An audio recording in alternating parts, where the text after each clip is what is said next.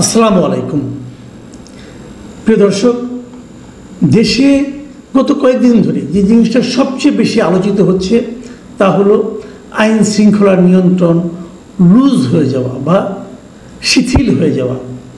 মানুষ যেখানে সেখানে ছোটোখাটো ঘটনা নিয়ে মারামারি করছে, খুনোখুনি করছে, ঘোষণা দিয়ে একটা বাড়িতে হামলা চালাচ্ছে এবং নারী সহ মা সন্তান সহ 3 জনকে পিটিয়ে হত্যা করছে, ধর্ষণ করছে। ধর্ষণের ছবি আবার ফেসবুকে এবং সোশ্যাল মিডিয়ায় ছড়িয়ে দিচ্ছে। সারা দেশে একটা মবের আতঙ্ক তৈরি হয়েছে। পুলিশের যে পুলিশ স্টেশন সেটা ঘেরাও করা হচ্ছে এবং ঘেরাও করে আসামিকে ছাড়িয়ে নিয়ে যাওয়া হচ্ছে, পুলিশ স্টেশন ভাঙচুর করা হচ্ছে। কোথাও আবার দেখা যাচ্ছে একজন লোককে ধরে এনে বলা হচ্ছে এই স্বৈরাচারের অথবা ফ্যাসিস্টের দোষর একে অ্যারেস্ট করতে হবে, তার বিরুদ্ধে কোনো মামলা থাকুক বা না থাকুক সেটাও করতে বলা হচ্ছে। দাঙ্গা হচ্ছে, মারামারি হচ্ছে, অপহরণ হচ্ছে। এগুলো আমরা ব্যাপকভাবে মিডিয়াতে দেখছি, আমাদের আশেপাশে দেখছি। কেবল মিডিয়াতে দেখছি তাই না, কিন্তু মিডিয়া পড়ে আমরা জানছি না, আমাদের আশেপাশেও দেখছি এই ঘটনাগুলো ঘটছে। মানুষ নিরাপত্তাহীনতায় ভুগছে। মানুষ জানে না রাস্তায় বের হওয়ার পর যদি তাকে কেউ কোনো একটা স্বৈরাচারের দোষর হিসেবে ট্যাগ দিয়ে মারধর করে তাকে ফেরানোর জন্য কেউ আসবে কিনা এটা কেউ জানে না। এমন অবস্থায় আজকে প্রধান উপদেষ্টার অফিস থেকে একটা প্রেস ব্রিফিং করা হয়েছে এবং তারা দাবি করছে যে বিভিন্ন মিডিয়ায় অপরাধ বৃদ্ধির যে খবরাখবর আসছে এটা আসলে পুরোপুরি সঠিক নয়। এবং এই বিষয়টা প্রধান উপদেষ্টার যে সামাজিক যোগাযোগ মাধ্যম আছে, ফেসবুক পেজ আছে, সেখানেও এই বিষয়টা উল্লেখ করা হয়েছে, উনিও লিখেছেন। এবং ইন্টারেস্টিংলি হলো সেখানে এর সাপোর্ট হিসাবে তারা পুলিশের দেওয়া দুটো পরিসংখ্যান উপস্থাপন করেছেন। এবং এই পরিসংখ্যানগুলিতে তারা নানা ধরনের চিত্র দেখিয়েছেন। একটা হলো গত 2020-এর জানুয়ারি থেকে 2025-এর জুন পর্যন্ত তারা একটা বছর ভিত্তিক পরিসংখ্যান দিয়েছেন। আরেকটা দিয়েছেন যে এই 2024-এর সেপ্টেম্বর থেকে 2025-এর জুন পর্যন্ত প্রতি মাসের একটা হিসাব তারা দিয়েছেন। বিভিন্ন বিষয়, ডাকাতি কত হয়েছে, দস্যুতা, খুন, দ্রুত বিচার, দাঙ্গা, ধর্ষণ, অ্যাসিড নিক্ষেপ, এরকম নানাগুলি ক্যাটাগরিতে তারা এগুলো দিয়েছেন। এবং এটা দেওয়ার মাধ্যমে এর উপর নির্ভর করে তারা বলতে চেয়েছেন যে এই সময় আসলে অপরাধ তেমন একটা হয়নি। প্রেস ব্রিফিং যেটা হয়েছে সেখানে প্রধান উপদেষ্টার যিনি উপ প্রেস সচিব আবুল কালাম আজাদ মজুমদার, তিনি যে জিনিসটা বলেছেন, আমি কিন্তু দু একটা জিনিস আপনাদের পড়ে শুনুন। উনি বলেছেন গত 10 মাসে বড় অপরাধের ক্ষেত্রে স্থিতিশীলতার প্রবণতা দেখা যাচ্ছে। মানে যে অপরাধগুলি বড় বড় অপরাধ, খুন টুন হাবিজাবি, এগুলোর ক্ষেত্রে স্থিতিশীলতা দেখা যাচ্ছে, মানে বাড়েওনি কমেওনি। আচ্ছা, আর বলেছেন যে 2024 সালের সেপ্টেম্বর থেকে 2025 সালের জুন পর্যন্ত সরকারি অপরাধ পরিসংখ্যানের ভিত্তিতে যে কথাগুলি পাওয়া গেছে, তিনি বলেছেন চলতি বছরে অপরাধের ঘটনা তীব্রভাবে বেড়েছে। পরিসংখ্যান মতে এমন দাবি পুরোপুরি সত্য নয়, মানে বেড়েছে কি বাড়েনি এই জিনিসটার ব্যাপারে ওনার বক্তব্য হলো আমরা যদি পরিসংখ্যানের দিকে তাকাই তাহলে আমরা বলবো যে বেড়েছে যে, এবং দাবি যারা করছেন দাবিটা ঠিক না। মানে অপরাধ বাড়েনি, এটা আমাকে আপনাকে বুঝতে হবে পরিসংখ্যানের দিকে তাকিয়ে। পরিসংখ্যান বলছে বাড়ে নাই। ভাই, আপনি কি পরিসংখ্যান দেখে টের পান যে আপনার পাশে পাশে মারামারি হলো কিনা? ওই যে মিটফোর্ডে চাঁদার দাবিতে অথবা যে কোনো কিছুতে একটা লোককে যে পিটিয়ে মেরে ফেলা হলো, ওই লোক কি পরিসংখ্যান দেখে তারপর দোকান খুলেছিল? তাহলে তো তার মরার কথা ছিল না। পরিসংখ্যানের উপরে এই যে নির্ভরতা, এটা কতটুকু কি সত্য? এবং এই পরিসংখ্যানটা কে তৈরি করেছে?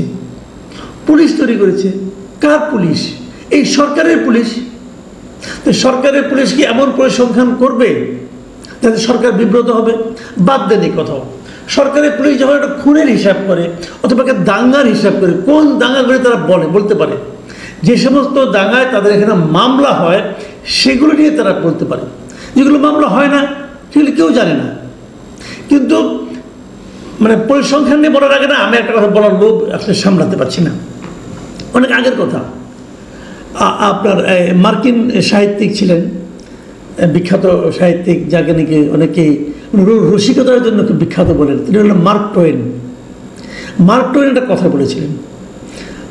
উনি বলেছিলেন, উনি আসলে নিজের নামে বলেননি, উনি দাবি করেছিলেন যে ওই সময় যে ব্রিটিশ প্রধানমন্ত্রী ছিল বেঞ্জামিন ডিসরেলি, তিনি নাকি কথাটা বলেছেন বলে মার্ক টোয়েন দাবি করেছিলেন। তবে ডিসরেলি কথা বলেছেন এমন কোনো প্রমাণ কখনো পাওয়া যায়নি, কাজে লোকে এটাকে মার্ক টোয়েনের বাণী হিসাবে মানে। তিনি বলেছিলেন আসলে দেয়ার আর 3 kinds of lies, 3 ধরনের মিথ্যা আছে। কি কি? Lies, damned lies and statistics. যদি বাংলায় বলি, মিথ্যা 3 ধরনের মিথ্যা আছে। একটা হলো মিথ্যা, একটা হলো জঘন্য মিথ্যা, আর একটা হলো পরিসংখ্যান।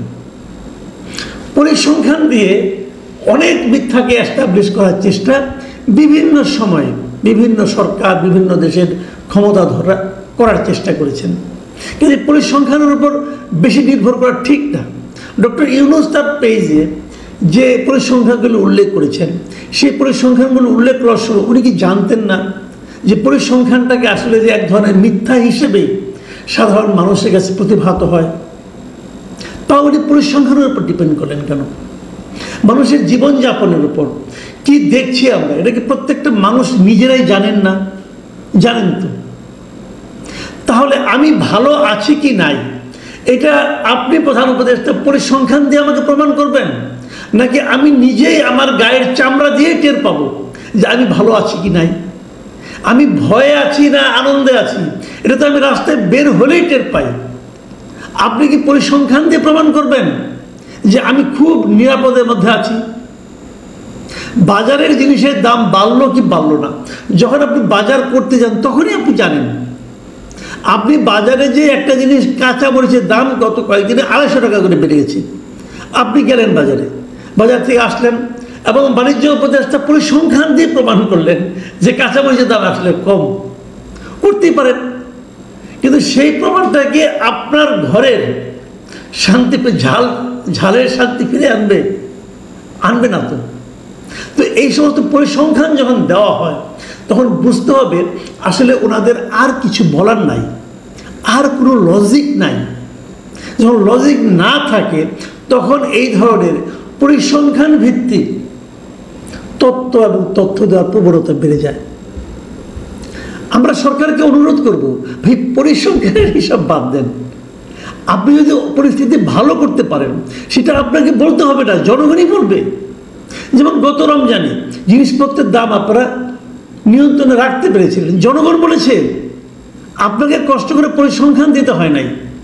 যখন আপনারা পরিসংখ্যান দেন, আমার বিবেচনায় আপনি একটা হাস্যকর কাজ করেন এবং জনগণের কাছে নিজেদের অক্ষমতাকে ঢাকার একটা হাস্যকর প্রচেষ্টায় লিপ্ত হন। আমরা এটা চাই না।